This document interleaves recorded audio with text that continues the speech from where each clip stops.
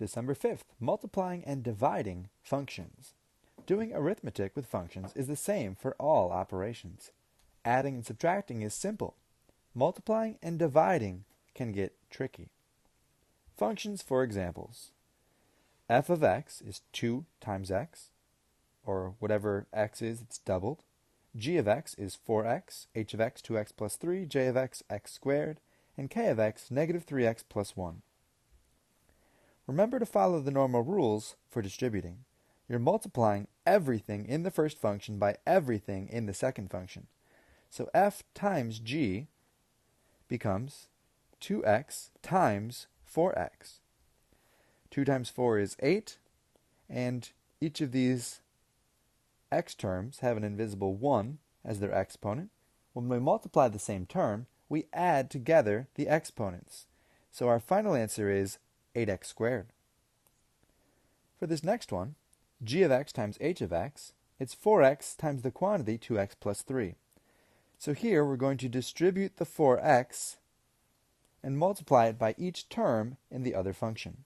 So 4x times 2x, like we just practiced, gives us 8x squared, because we're multiplying an x term by an x term. So we take the 1 plus 1 is equal to 2. And next up, we have 4x times 3. So this gives us 12x.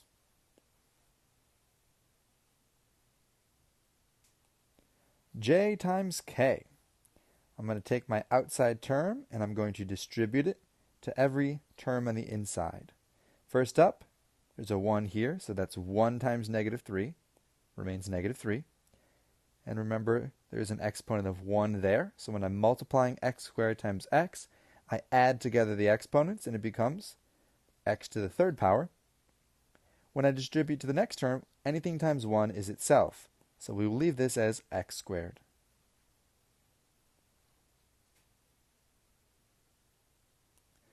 Multiplying h times k, I have a binomial multiplied by a binomial.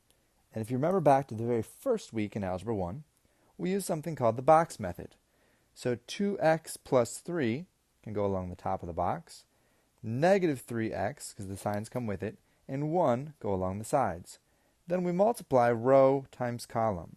So first, let's multiply the coefficients. Negative 3 times 2 gives me a negative 6. And remember, there's a 1 for each of these x's. So when I add together the exponents, I get negative 6x squared. Row times column. So 1 multiplied by 2x. Anything times 1 is itself, so there's 2x. Let's multiply the constants. Negative 3 times 3 is a negative 9, and there's 1x to slap on the end there. 1 times 3 is 3. I'm going to combine like terms, which means 2x and negative 9x are going to be combined. And my final answer is negative 6x squared minus 7x plus 3. For this next section, remember that multiplying is straightforward, and so is division. Just remember that you cannot cancel across addition and subtraction. Let's look at a few examples so you can see what I mean. G of x is 4x, f of x is 2x, x over x cancel out, because x divided by x is 1, and I'm left with 4 divided by 2, which is just 2. For h over f, it would be tempting to say 2x over 2x, cancel, cancel. But you can't do that because this is in fact the entire quantity, 2x plus 3. But because of the addition, you can split this. So the denominator, 2x, applies to both terms, but we take 2x over 2x plus 3 over 2x. And 2x divided by 2x can be replaced with 1, since anything divided by itself is 1. And this is one way to represent our final answer. Next up, j over g. X squared is really just x times x. So one of these x terms cancels out, and my final answer is x over 4. For this last one in the row, f over h, we'll leave it as 2x divided by 2x plus 3. There's nothing that we can simplify here.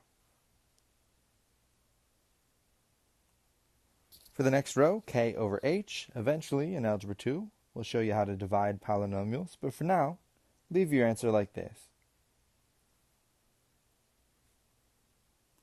For g of x over j of x, we'll change x squared and think of this as x times x.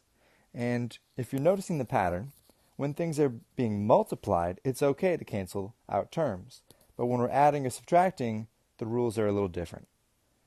So the final answer here is 4 over x.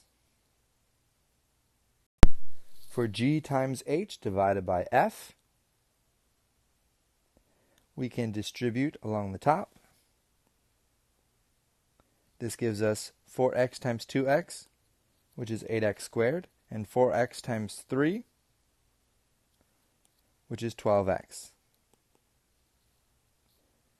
I could split these terms and make them both over 2x, dividing the fraction bar down the middle. So now we're adding two fractions. And notice they can both be simplified a little bit because 8x squared is the same thing as 8 times x times x. So I can cancel out an x here and there. And I can take 8 divided by 2 to get 4, and 12 divided by 2 to get 6.